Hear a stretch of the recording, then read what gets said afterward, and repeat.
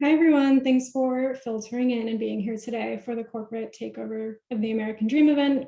We will get started in just a few minutes. Leave time for folks to arrive.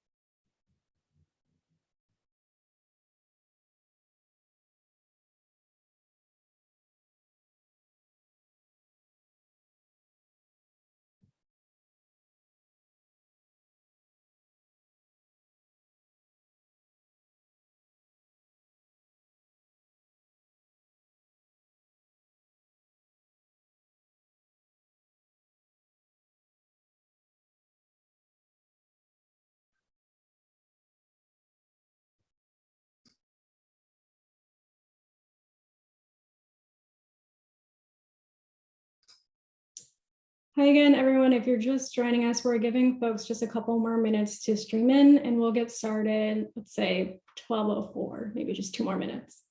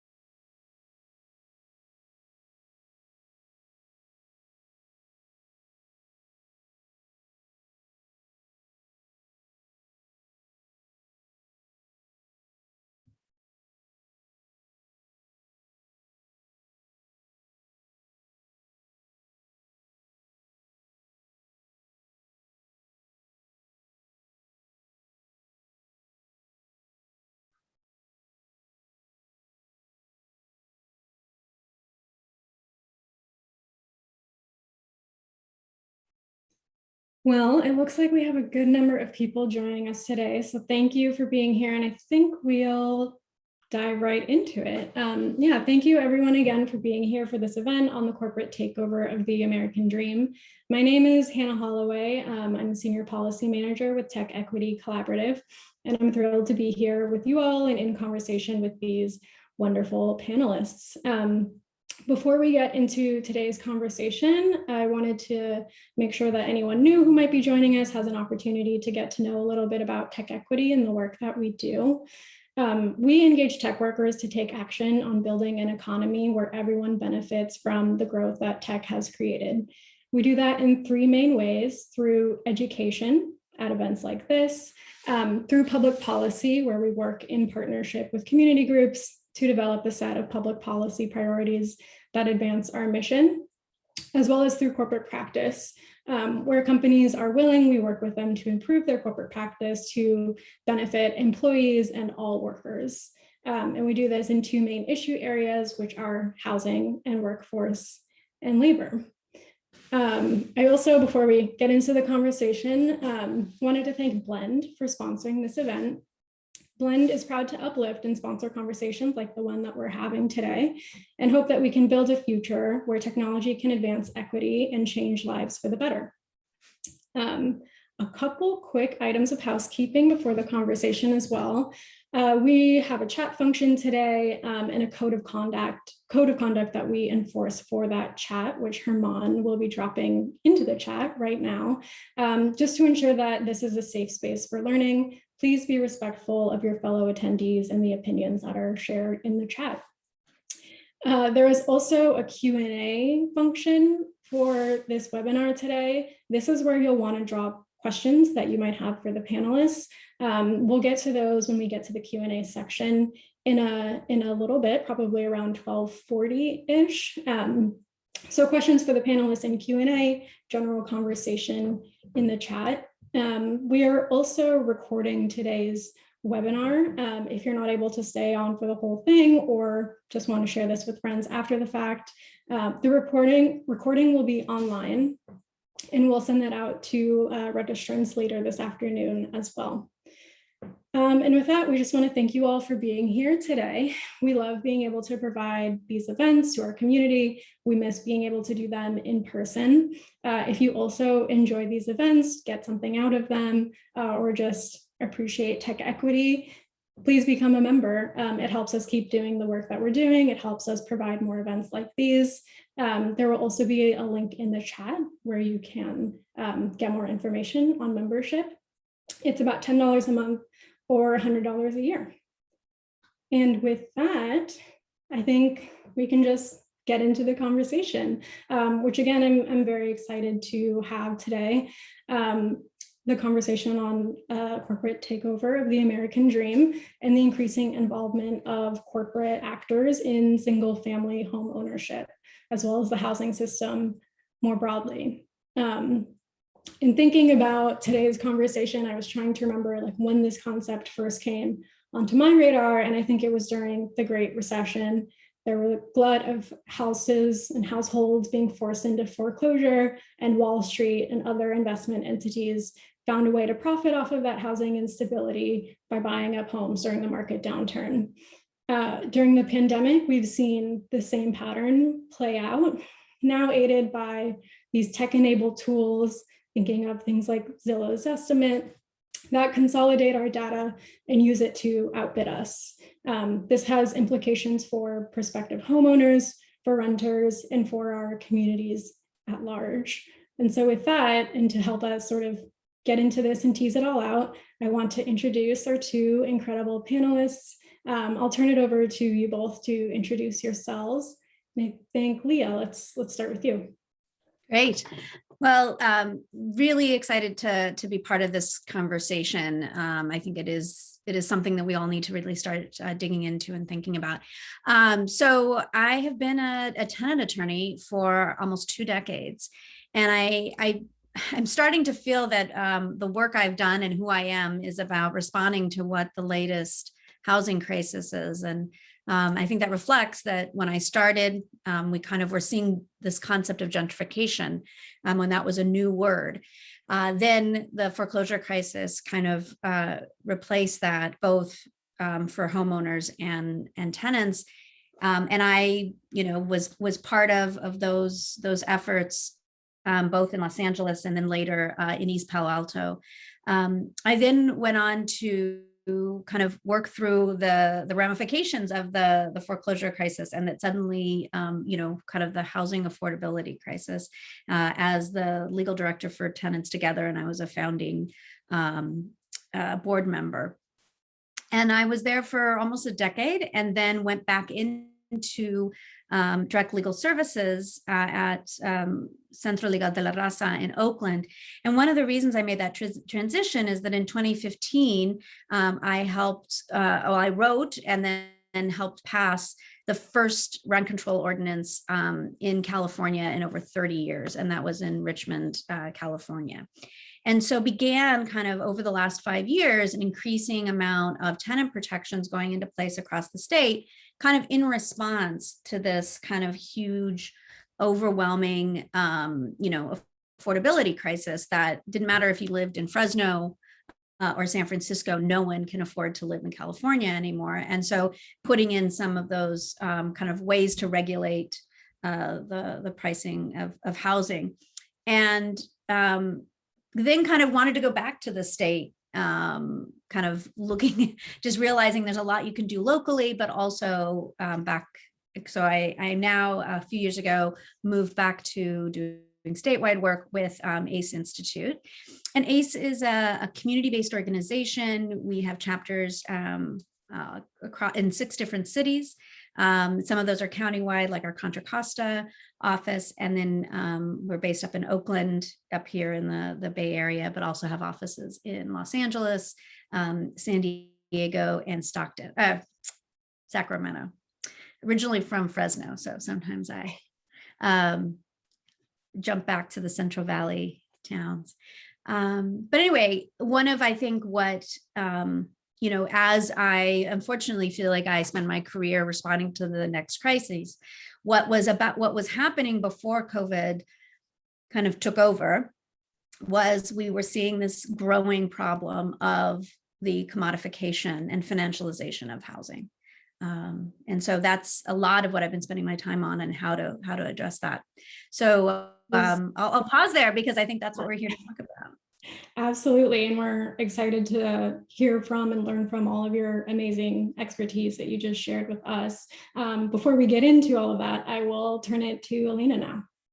Thanks, Hannah. I'm so happy to be here. My name is Elena Bautea. Until recently, I was a reporter covering financial sector issues, housing, debt, really from a consumer, tenant, labor perspective at outlets like Vice, Slate, and Forbes.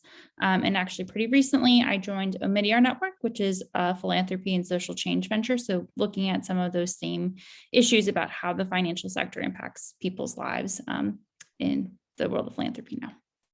Yeah, I think that's a good segue. Elena, I want to pose the first question to you and to just help us ground in what this practice is, how it's evolved over time. Home buying, home flipping is not a new concept. Someone buys a home, maybe makes a few small tweaks, resells it at a later point for some amount of profit. But what is at stake with the proliferation of corporate actors specifically in this practice, and how does their spin on it look different? Yep. So if you look at things from about the year 2000, pre-Great Recession, you saw sort of a slow and steady rise of the percentage of single-family homes that were being purchased by investors. An investor in this context can mean both a landlord that might own 4 or 5 properties all the way up through very large players. But until the Great Recession, there was basically no very, very large players in the single family rental market. So of course there were big players that bought apartment complexes, but they weren't buying individual homes. In pre-Great Recession, there was kind of a thinking that it didn't make sense for the giant investors to get into this space because like every house is different. Individually buying a bunch of houses, people thought it wouldn't make sense.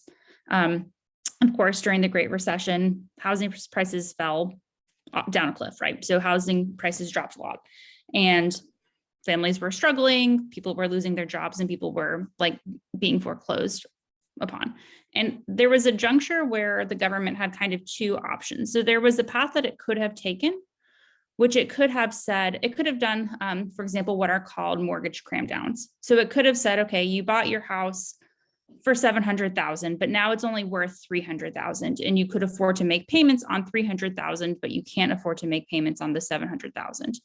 So it had the option of, for example, creating public policies that would have made it easier for people to stay in their homes. It did not take that path. Instead, the federal government kind of set up structures to make it easier for private equity to buy up those houses en masse. And if you think about the original lenders, like in some ways, I mean, that world is very complicated, but when the giant private equity companies bought those houses, they didn't buy it at the original high price. They bought it at the low price, right? The low price that if it had been marked down to that price, many, many, many people in California and around the country could have stayed in their homes. So that was sort of when you saw private equity, which is basically these companies that agglomerate, in some cases, the savings of ordinary working people, but also the savings of, like the big universities, the savings of high net worth individuals, agglomerate that, bought thousands of homes around the country and really flexed that muscle. So they learned, and once that kind of spigot was unlocked, like that's mixing metaphors, but once that trend started, like we've seen it, and then especially during 2020, 2021, saw like kind of a big jump in the percentage of homes around the country that were being bought by these big investors. And there's sort of 2 basic models here. So you have the iBuyers, who their goal is to flip the house. So like trying to make, some percentage buy low, sell high, and do it ideally quickly. There's a second business model, which is really the business model around like trying to rent these houses over the long run. And the 2 intersect or they play together.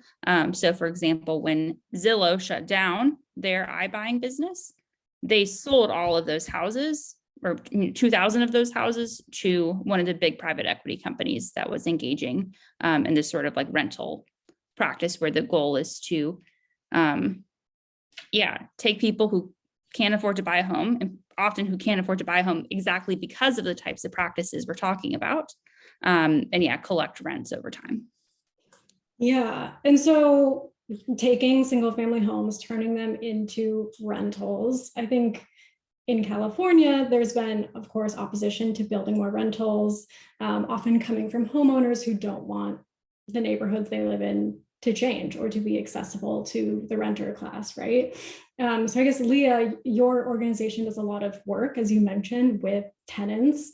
What would you say to someone who might hear about this practice and think, good, we need more rentals, we need to increase the rental housing stock? What's your response to that?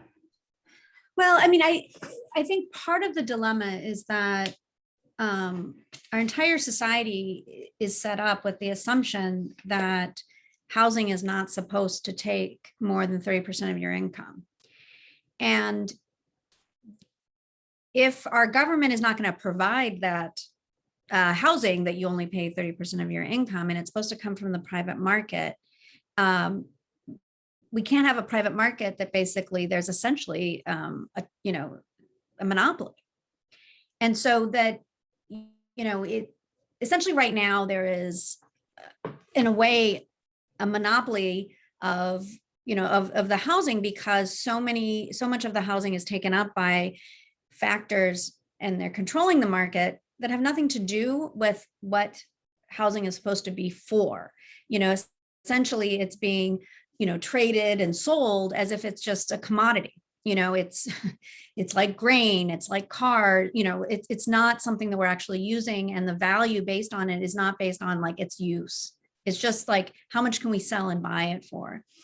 And that you're having to compete. And over the summer, I have family members who live in Wisconsin, and they were talking about this crazy thing that was happening where they were basically doing all these bids for the house, and they were getting more than one. And I thought, well, that's how it's always been in California. And apparently they're now Californiizing the way properties are being sold in the Midwest, and people can't afford them anymore. And they've been jumping in price, and people are being kicked out of the properties that they're renting. And I thought, oh God, now the rest of the rest of the country, in places that we thought those are affordable places, right? Like we get a lot of criticism around, why do we live in the Bay Area? It's so expensive here. It's so obscene. Well, unfortunately, what has happened here and what we failed to regulate is now being, spreading to the rest of the country, where there's even fewer tenant protections. But I think that kind of going back to, I don't think anyone, and particularly folks who are supporting tenants who, believe in tenant rights, it's about like, we want everyone to be a tenant. It's kind of like saying, well, we want workers' rights. It doesn't necessarily mean, so just by having everyone have to work for someone else inherently is a good thing in itself. And I think that it's, we have this idea that people are supposed to rent when they're young, and when they've decided where they're going to live, you buy a house, and that that creates this financial stability, right? Because your mortgage is not supposed to change over your lifetime, but you'll be making more money. Eventually you have equity in your house, you're maintaining it. And then you can use it for emergencies. And then there's this idea and then for many people, right, having that house that then the next generation inherits is how a lot of people built equity, and particularly white people built equity and intergenerational wealth. So now we're here today. Nobody can afford their housing, whether it's rented or not.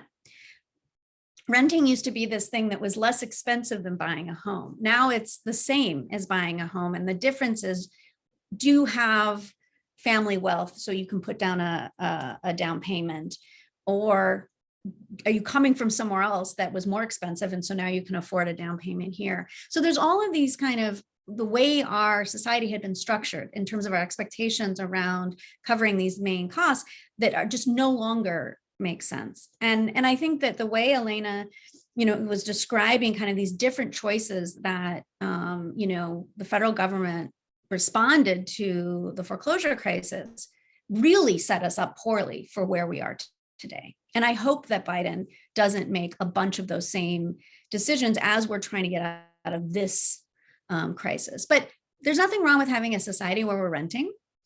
There is a problem if it's housing that's supposed to be for buying. And if we're still in this fantasy that people's retirement, people's ability to afford college for their children is all based on something that most people can't access. Yeah. I have a background in civil rights and housing. And so I think the conflation of renting and owning brings up a lot of historical malpractice around contract for deed and rent to own, and these models that we're seeing sort of replicated in the current times and put like a spiffy spin on them. But historically, the harms to tenants, to homeowners across the board, but specifically to Black homeowners and renters has been well documented. So it's another area of concern. But Elena, I wanted to move back to you to help us get a sense of scale. How prevalent is this practice? And also how should we think through the scale of this? I'm thinking in particular of your piece in Slate, which said that, the typical sort of opposition talking point to this is that it is happening on a smaller scale, but it's still cause for concern. So help us understand how to interpret how much this is happening. Yep. So there's a range of estimates. And I think as a starting point, it's helpful to say that like the activities of the private equity industry specifically, like are intentionally hard for people to understand, right? So it's intentionally made more difficult to know how many houses they own. So like taking as an example, Pretium Partners, which is the organization or the private equity firm that Zillow sold 2,000 houses to, they like operate under a number. So private equity companies, so Pretium, Blackstone, KKR, Carlyle, are these like very, very large entities that take stakes in many different smaller companies. Sometimes they own those companies outright. Sometimes they own a share of those companies. So like Pretium, for example, when they buy houses, sometimes they're going to buy it under Pretium. Sometimes they're going to buy it under a company called Front Yard Residential. Sometimes they're going to buy it under a company called Progress Residential. And there's like no limit to how many smaller companies they could set up, right? So they could set up 100 companies to buy these houses. They could set up 1,000 companies to buy these houses. So for example, when Redfin looks at, well, what percentage of houses are owned by investors, they found it just rose from like 15% to 18%. But they have a very crude methodology. I mean, I think they do great work. Well, in this context, the research is good, where they like basically are looking at, is it bought by somebody who has like an LLC in their name? But that's very like, not every corporate buyer is going to be listed in the same way, right? Like of the range of estimates I've seen, there's some that are very low, under 1%. I would say of like the very large players, the estimate that I hew to is 2%, but I would acknowledge that there is like a range of uncertainty around that because there's not a lot of, and so one thing actually right now that the SEC is working on is this question around how much should these very economically significant companies that influence all of our lives, should they be required to disclose more information about their activities? Both because their investors include ordinary working people through their pensions, but also because like as citizens, do we deserve to know something about the companies that have such a huge role in all of our lives? And so a lot of people say, okay, like, I mean, I think most people, hopefully, if they hear the number 18% would be like, oh, like that's a lot. But like, I think the number 2% can really get, or 1% can be very misleading or confusing to people because there's just a lot of geographies that these entities aren't interested in. There's types of houses they're not interested in. They typically don't buy McMansions or like big houses. So and there's different models, but the companies that are interested in renting out houses to people are typically looking at what we used to would have called like starter homes. And obviously I know like a starter home in the Bay Area is different than like a starter home in Charlotte, where I'm originally from. But under 2,000 square feet, 3 bedrooms, like not super big, like houses that ordinarily would have been more affordable in growing areas where people want to move for work. And so in some of those markets, like you're starting to see the share of investors overall who are buying those houses is exceeding 30%, right? And then if you zoom in, not just on all the houses in those cities, but the starter houses in those cities, like it starts to be very, very significant. There's zip codes in Atlanta where people think it's more than 70%. Like that's a lot of crowding out people's opportunity. So like if you live in one of those cities and you're a working class family and you had put in, your hard-earned savings to try to accumulate a down payment, and where 5 years ago, you maybe could have bought something, like now, like those options are being taken away from you to buy. And if you look at the longer scheme of history, so not people who are, 30 trying to start a family now, but who are 50 or 60, like those people may have been foreclosed upon, like then had to rent from one of these companies. And then like, by the time they finally like get back onto the financial footing to buy again, then like they no longer can buy because of the intense competition from these entities. So yeah, I think it's important for people to look at the numbers in context of individual communities and types of properties where like clearly these companies are changing the market, not necessarily all houses, but within individual cities and types of houses. Like, I think it's pretty clear that they're driving some change. Yeah, it's looking in those communities where it's concentrated specifically, it's twofold, right? It's that they're buying up the homes, so you're not able to compete as well as people with Wall Street or financial backing behind them. And then once they own 70% in some markets or even 30%, they have the control to sort of price set for the market, making it hard to compete even into the future. With that sort of happening at the financial level, I'm curious, Leah, from your work and the work of ACE, what is your understanding of the tenant experience living in, corporate-owned housing? Yeah, like not pleasant. I mean, part of it's because, if you're having kind of satellite homes, right, you're alone, and you don't have just neighbors or community that you can organize. So I think organizing historically has been difficult when it's single family homes. But at the same time, just getting repairs and all of those things, often you're talking to, we saw, corporations setting it up. So you got to call Texas, to get, basic repairs being done. And there's like no office to go to. Also just simple things like when people needed to pay rent, requiring people you have to do it online. There's no place to take it that day. So everybody's rent is essentially due 10 days early if you have to mail it.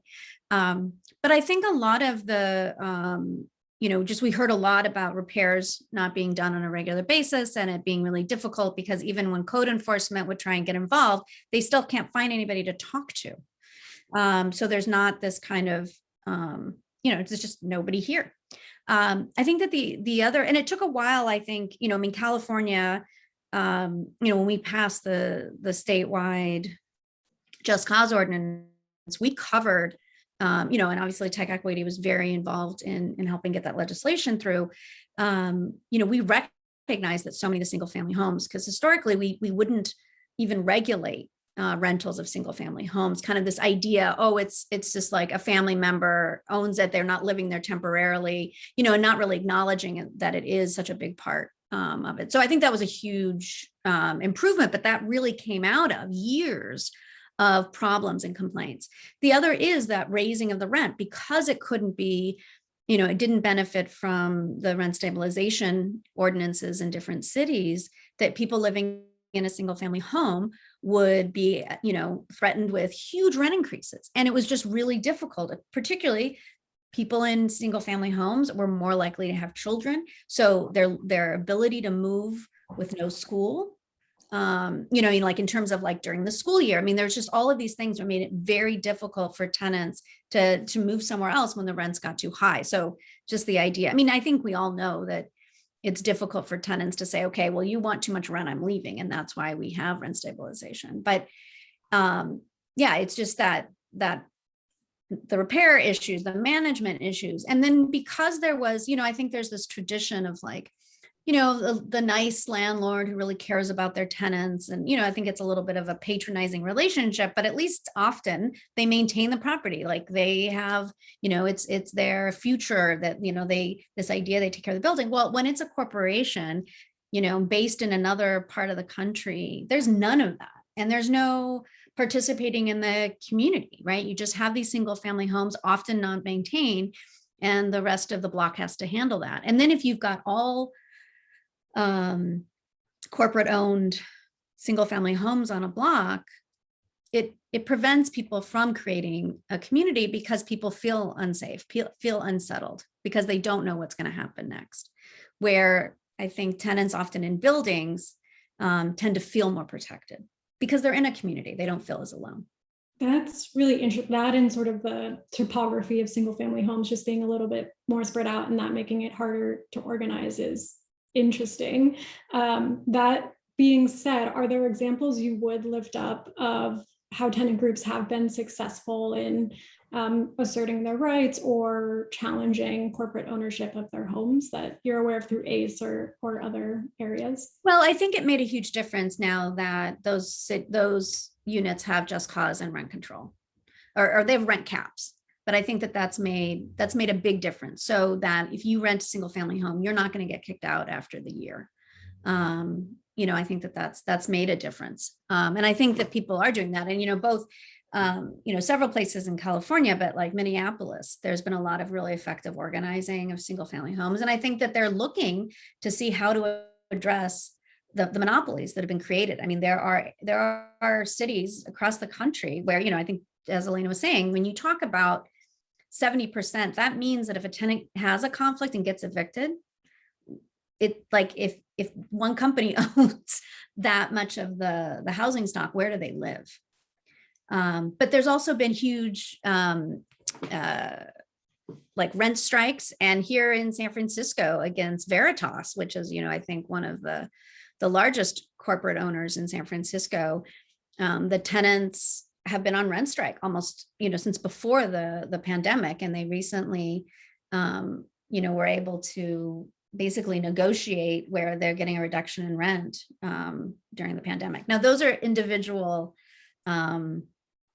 those are in their buildings. So it doesn't address the single family home piece, but there's still these same conglomerates that are buying and selling. And I think that while single family home felt like a radical shift, it's really all the same thing, right? It's all about commodifying the financialization, putting it in a REIT, buying and selling things that have nothing to do with it, that they make as much money whether the units are empty or not, because it's just all about creating a product that people can buy and sell. I'd actually love to just add on to what Leah said. So like as a journalist, I oftentimes took the angle of looking at the quarterly and annual filings of these corporations. So how do they express their strategy to investors? Because I think you learn a lot by oftentimes companies express themselves completely differently to the public as they do to their investors. And certainly these companies are aware of the collective power that tenants can have and community groups can have. I'm just going to read like two sentences from, so Invitation Homes is the largest of these players. They were spun off from Blackstone, which is the largest private equity company in the world. Okay. So this is like when they say, this is like one of our biggest risks. So investors be aware, this is one of the ways that you could lose money. Okay. We may become a target of legal demands, litigation, and negative publicity by tenant and consumer rights organizations, which could directly limit and constrain our operations and may result in significant expenses and reputational harm. Numerous tenant rights and consumer rights organizations exist throughout the country and operate in our markets, and we may attract attention from some of these organizations and become a target of legal demands, litigation, and negative publicity. So like these corporations actually are completely aware of the fact that people working together, tenants working together, community groups working together could disrupt their business model, right? So they kind of know that their profits are sort of reliant on people not paying attention and not challenging what they're doing. So I just think that's a good ones to have. Yeah, that's incredible. Thank you for bringing that to this webinar. Okay, so tenant organizing, they've given us that nice little playbook, but I'm curious, it can start to feel like there are just so many strings to pull on to like unravel this big knot, right? We have like the market systems that allow private investment to buy up caches of homes all at once, the underdevelopment of housing in the first place, which makes that a worthwhile investment for these entities. And then zooming out, you know, we just have the fact that our public interventions often don't prioritize the most vulnerable tenants or community members, the commodification of housing, the like devaluing of housing as a human right. So I guess big question, but both in the short term and in the long term, in addition to tenant organizing or wrapped up around that, like how do we start to pull this apart? For either of you. Yeah, I mean, I guess, you know, the pulling apart, I don't know, but the things we can do to change this is we have to change our tax code, and that we have created a situation where people can make money by not paying taxes, and they're now doing that with housing. So the fact that you can put all this property into, you know, a trust, and then you don't have to pay taxes except for the money you make off of it, that in itself is a problem. You know, not allowing people to bundle properties and buy and sell them. That being able to do that makes only certain people able to do it. You know, something that I think Elena touched upon is the fact that we allow for LLCs, and we, you know, don't require kind of transparency around ownership. And this is something that in the book Home Wreckers that talked about the foreclosure crisis, you know, it basically in Lithuania, we can find out more information about what's corporately owned than in the United States. You know, that like there's just something out of whack about how they're able to hide that. And I think that is a big piece. Like it is a concern that how hard it is for us to figure out who owns what. That's just doesn't make any sense. So I think that all of those pieces, but I think that it is about going, you know, we do need, and when we talk about production, what we need is production of housing that's not part of a free market strategy. And I think what we all have to just acknowledge, because frankly, the folks who voted for Trump already understand this, that free market doesn't work, right? Like, I think that we've seen, like on Fox News, I mean, so much of the populism is also about that the government has failed us, right? And this anti-government strategy. I mean, so I think that this idea that it's all about supply and demand, like, I don't think, do any of us really believe that anymore? And should we be continuing to be building policy on that? Like, supply and demand doesn't address food, shelter, these basic human rights. It can't be relied on. It's never worked, and it doesn't work. And I think that we've seen that.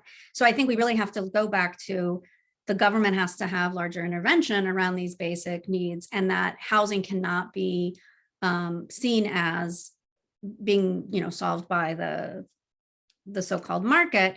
And so the supply has to be actively built, and it's not going to resolve if we just keep building a supply that doesn't match what the need is. And the private market is only going to create supply for what they want to make money off of. So I think that there's a lot that can be done. I don't think it's as complicated as I think, at least kind of before the pandemic, we were still having to have this conversation of like, oh, we just need to build. And it's just like, well, we just need housing costs to be what we need. And we need people who are doing it just to make money to stay out of this field. And we haven't done anything to address that, including both the federal and state policy have continued to find ways for private actors to get involved in so-called affordable housing. So the next layer that we're fighting is not just the corporation. So it's not just Blackstone buying into the market. It's Blackstone buying low-income housing. So they bought like 6,000 units of housing, of buildings in San Diego. And they bought it with what I call a fake nonprofit. They're called Pacific Housing.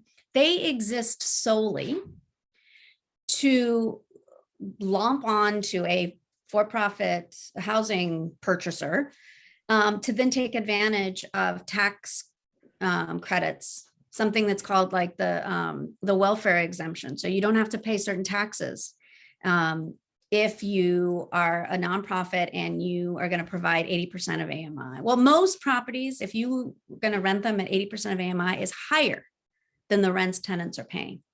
So that's really a problem. And this keeps happening over and over. People don't have to pay taxes, and they're actually commodifying that. They're making money off of it. And, Blackstone did this. A lot of elected said, please don't buy these. Please don't sell to them. It was done. And everyone's just sitting there not knowing what to do.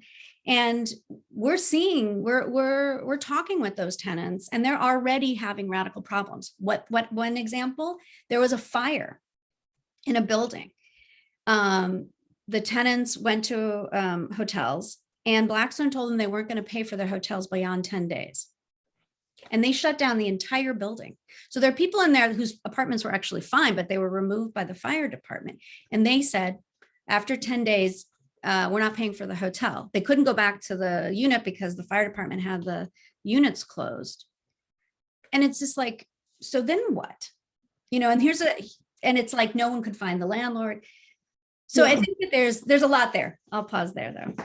Yeah, that's a lot to chew on as we transition into Q&A. So thank you. I want to give Elena a chance to share any last thoughts before we go to audience Q&A too.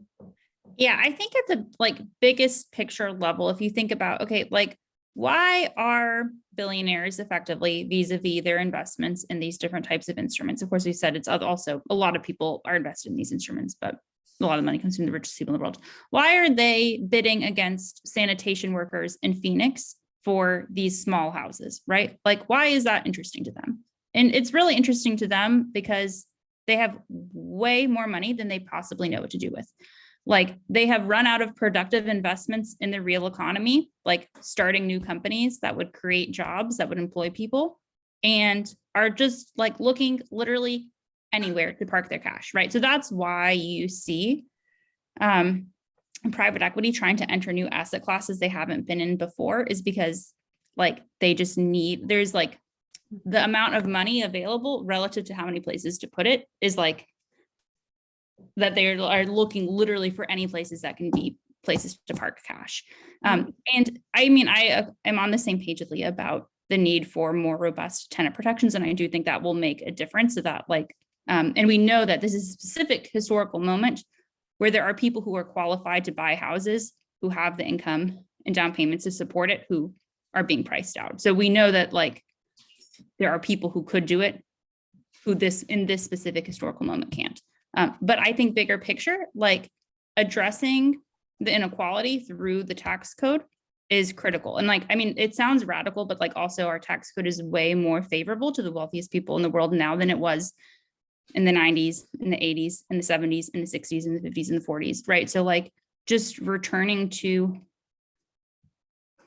the type of tax code we had in the 1990s would make some of it a difference. But I think, of course, given how acute the inequality is today, a broader view is necessary. But otherwise, you're going to kind of keep running into these issues of the wealthiest people in the world outbidding ordinary people for the things that they need to live.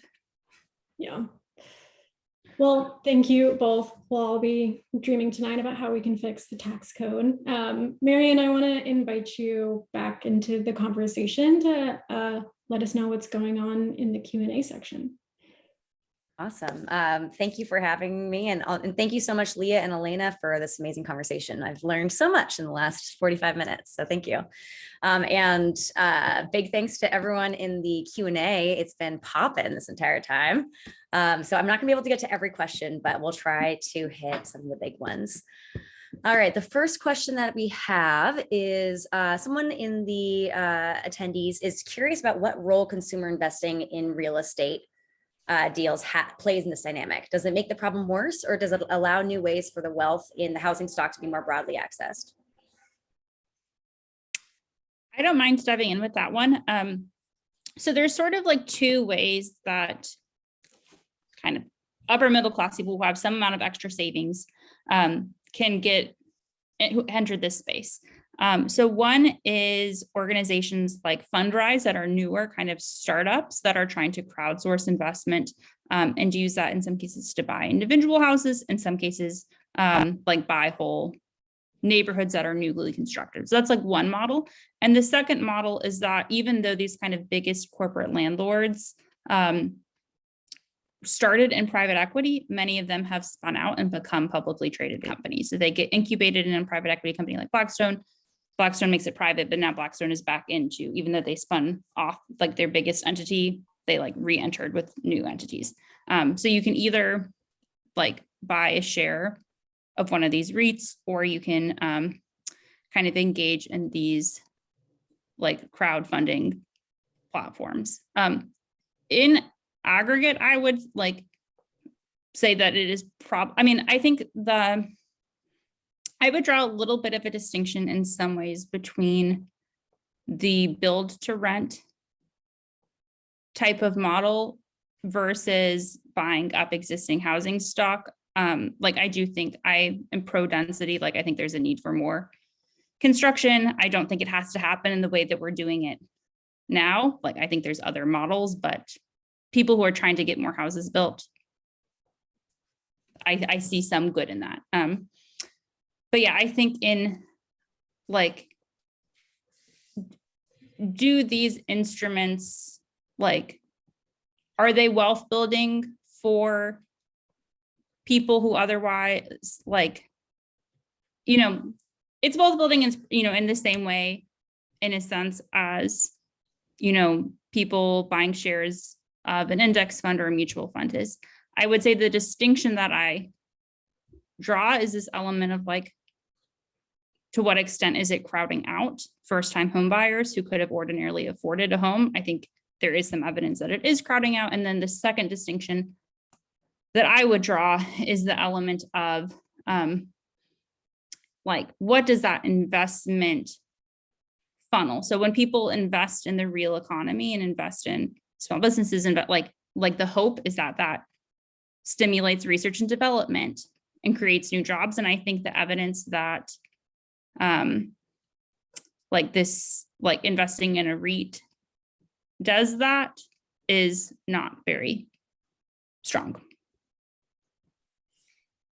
So I will can I just add, completely agree with Elena, and obviously don't have the same investment expertise, but I have to say that it is, when you are going to invest, it's one of those moments where it really challenges your values, because you're like, well, I know I believe in the environment, so I don't want to, make money for my retirement off of drilling in the Arctic. But I also think investing in companies whose business model basically, is elevated when there are no tenant protections and they don't pay taxes is kind of the same thing, because it's the same society. Like we have so many people who are homeless, right? Like that's the extreme of this housing crisis, and we can't breathe. Equally important. And I have to say that I was looking, for whatever reason, really closely at what my investment portfolio looks like. And I found a company that I am literally suing right now. I've never looked at my investment portfolio to see what they did. And the crazy part is it was actually done discretionarily. Like there are a few of the things where they picked specifically for me. So I don't know if they thought, oh, well, she's a tenant attorney, and so we're going to invest, her little bit of money that she's investing in her thing into that. So, I need to call them and say, looks like you're able to individually move that out. But even me, that I, don't believe in anyone should make money off of housing. I took a beat, a selfish moment where I was like, God, I wonder how much I'm going to lose by doing that. But I think it is like, in the same way we feel comfortable asking ourselves about the environment and what we invest in. I think it is important to say, maybe this isn't what we do. And I hope that people will be more creative and find creative ways to do it. And I think, Elena, you were posing some, the building ones that are building housing being more, a win-win. Yeah, and I just want to flag really quickly, if you have a 401k and you have like index funds that track the S&P 500, or you have like life cycle funds are very common as well.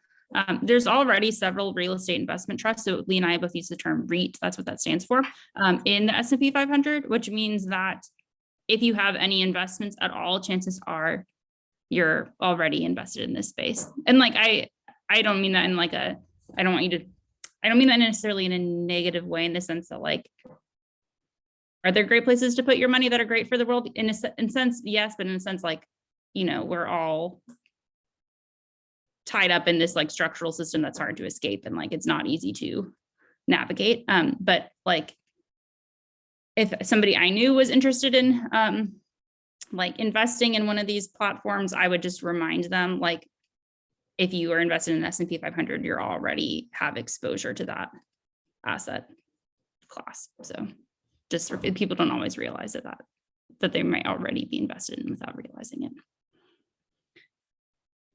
Great. Thank you both. Learned a lot. And I'm going to check all my investments, what little ones I have. Okay, moving on to more of the structural side of things. So now away from the consumer side. A lot of people, I think, in this conversation, and myself included, have gotten a little more enraged about some of the speculation that happens from the corporation side. And so some people are asking, why does the federal government not aggressively work to end speculation in corporate-owned homes? And then scaling back down to California, do you believe that California state government has the power to deter corporate owners from our housing market? We definitely have the ability to do it. I think we don't have the political will. I think that a lot of folks think, to me, I'll never recover from being in meetings during the foreclosure crisis where we're pointing out like who caused this and enormous corruption, and the federal government, and this was under Obama, saying that they didn't know what else to do and they were going to sell them back to the same people. They knew, like, maybe they're a little bit different name. We could have then done what Sweden did in the 80s, which we could have the federal government could have turned that into low-income housing. And we'd be in a totally different place, just that. And I think it's really important for people to know that policy and that strategy is still the policy of the present federal government. And that this idea that when people go into foreclosure in other countries, it's automatically rented back to the person who lives there instead of kicking them out, or give it to land trusts or things like that. So can we do it? Yes, we can have Tenant Opportunity Purchase Act legislation, which can be done at the state level, at the local level. And San Francisco has a version of that already called COPA. Berkeley is looking at it. Oakland is looking at East Palo Alto, where you basically, when you go to sell, the tenants have the first right of refusal. I think that would go really far from allowing them to just gobble things up, because they would have to offer it and not allow them to, have to like selling them as a huge portfolio so that more people can compete for it. But there's lots the government can do. And I think the government's in crisis right now, trying to figure out, like, they understand there's a mess, but there's not the political will to say, okay, we can do that. Yeah, I think Leah's right about like political will being so critical. And I come from a background of banking and economics, so I can put on that lens and understand the theories that people have in their head when they justify these sorts of things. So like, are there some defects in the way the housing market worked that you could imagine investors would have been able to help solve? Sure. So just as an example, like selling a house and moving somewhere else is like very complicated. If you want to sell one and then buy a new one in your new city, if anyone's ever like moved for work and you were lucky enough to own a home, you probably are like, oh, do I sell them this house first? Or try to buy a new one first? Well, I can't buy a new one first because I need the money from the old. Like, it's a mess, right? So hypothetically, what iBuyers offered was they were like, well, we're going to make that easier because we're going to make the home sale. Like if you need to sell your house quickly, we'll facilitate that. You'll get 3% less than you would have gotten if you'd gone through the normal process, but it will be much faster, frees up the proceeds. So you don't have to like get a rental for a few months when you move to the new city. And there's like these sorts of theoretical justifications that get offered, some of which are compelling. And like you can sort of, there's sort of an analogy there with like, well, maybe people wanted more like to be able to, if they're moving to a new city and they wanted to rent, like to not have to find a mom and pop, which would have been easier to do when they get to the city and have a nice website they can go online and browse, right? So there's these hypothetical benefits. And I think a lot of people across the political spectrum find it challenging to reconcile the hypothetical benefits with the real harms, right? So what are the actual experiences of the tenants who live in these houses relative to like what was promised? And I think there's just a huge disconnect between kind of the marketing and also what gets sold to policymakers versus the lived experience of tenants. Absolutely. Sweet. We have one final question, and I love when this question comes in the chat. If each of you could wave a magic policy wand, what would you do to address corporate speculation in the housing market?